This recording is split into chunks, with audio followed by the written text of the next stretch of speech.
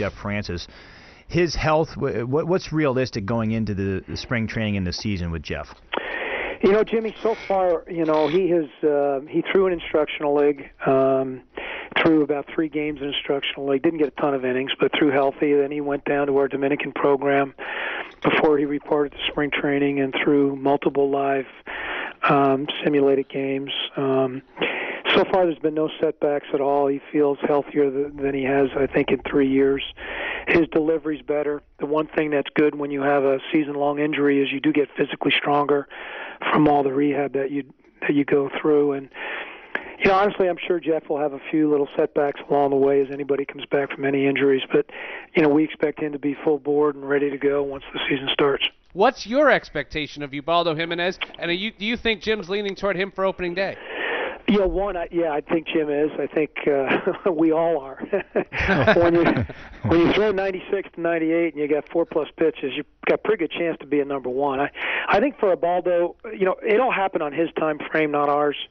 I think the worst thing you can do with players is put your own expectations on them, because ultimately they arrive at it when they arrive at it, not because you have a certain time frame for them.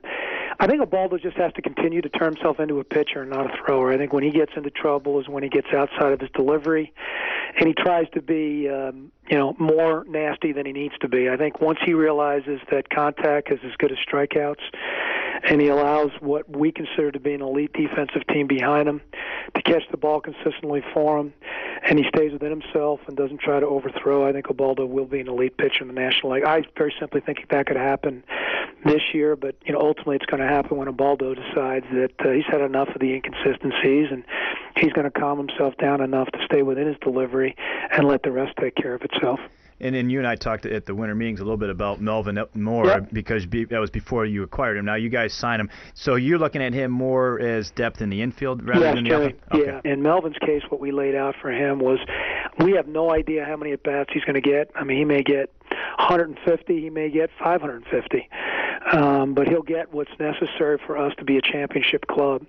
And his role in the club is going to be one that he has to play multiple positions, and he needs to come to spring training with all of his gloves. And in spring training, we'll look at second and third primarily, but he will play some first base. We will look at him at short, and in a given day, I'm sure we'll run him out in the outfield.